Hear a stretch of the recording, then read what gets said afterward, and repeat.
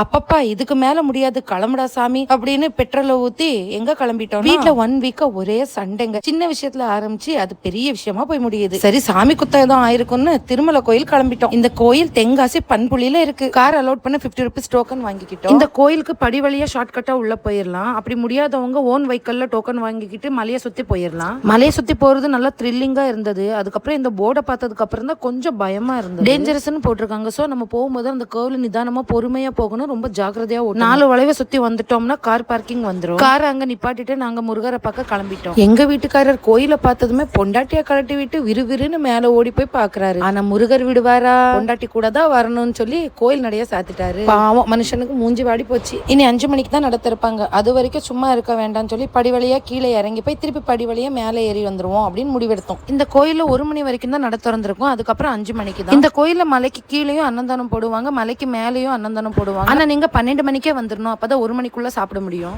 படி வழியா கீழே வந்துட்டு இங்க ஒரு சிவன் கோயில் உண்டு. அங்க சாமி கும்பிட்டுட்டு பக்கத்துல கூழ் வாங்கி குடிச்சிட்டு அர்ச்சனைக்கு தேவையான பூ பழம் எல்லாம் வாங்கிட்டு இங்கே ரெஸ்ட் எடுத்துட்டோம். சரி 4 மணி ஆயிருச்சு, இனி படி ஏறி மேல போறதுக்கு கரெக்டா இருக்கும் அப்படின்னு சொல்லிட்டு கிளம்பிட்டோம். ஆனா படி இறங்கி வரும்போது ஈஸியா இருந்துச்சு, மேல ஏறும்போது மூச்சு வாங்குது. அங்கங்க உட்காந்து ரெஸ்ட் எடுத்துட்டு தாங்க போனோம். எப்படியோ விறுவிறுன்னு படி ஏறி மேல வந்துட்டோம்.